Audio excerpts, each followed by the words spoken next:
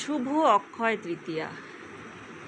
আজকে আমি প্রথমে দেখাচ্ছি আমার মেয়ে, বড় মেয়ে গতকাল রাত্রে যে আলপনাটি করে রেখেছে সেইটি দেখাচ্ছি।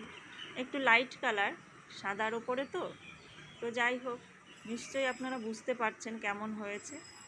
তো আজ শুভ অক্ষয় তৃতীয়া, আমার সকালে কিন্তু আমার মেয়ের পরীক্ষা আছে, তাই ওর জন্য সকালে রেডি একটু টিফিন করে দিচ্ছি আর একটু সেদ্ধ ভাত বসিয়ে দিয়েছি।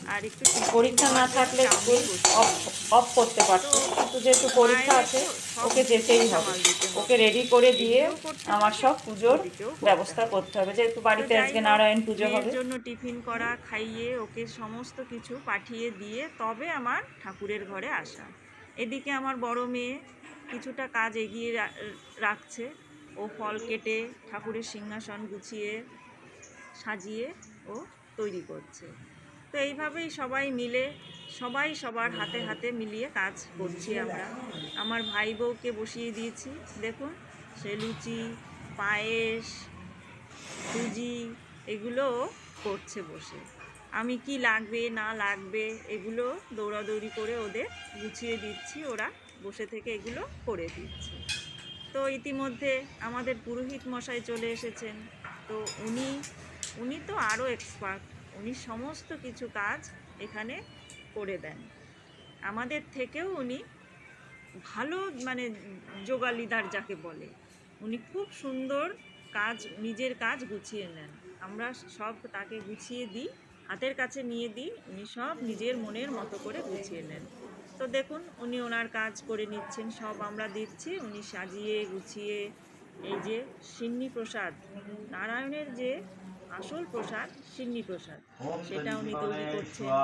ওনার এই যে আমরা একটা যজ্ঞের আয়োজন করি, প্রতি বছরই যজ্ঞ করা হয়, তো যজ্ঞের আয়োজন করেছি, এখানে যজ্ঞ হচ্ছে।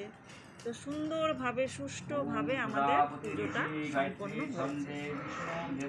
তো আমরা প্রতি বছর যেহেতু এই পুজোর আয়োজন করি, কখনো অনেক লোকজন নিয়েও করি, আবার কখনো একটু ছোট করেও করি।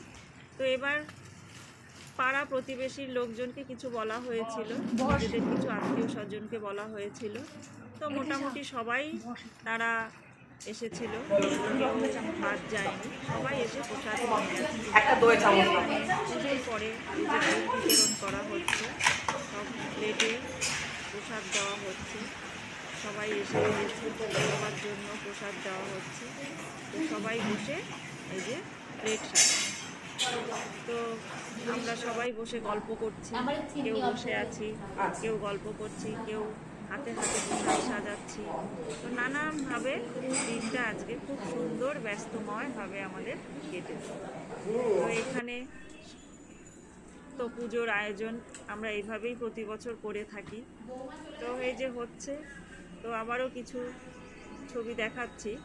তো সব ছবি তো আমরা নিতে পারি না, সব ব্যস্ত থাকি, তার মাঝে মধ্যে কিছু ছবি হয়তো তুলে রেখেছিলাম আমরা, সেই ছবিগুলোই আপনাদের সঙ্গে শেয়ার।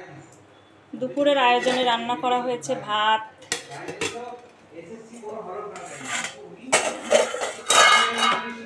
মুগ ডাল, লেবু,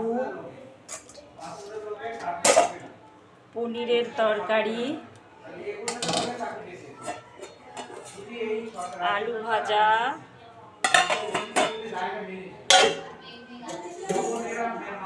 আর আমের চাটনি। এই ছিল আজকের দুপুরের আয়োজন।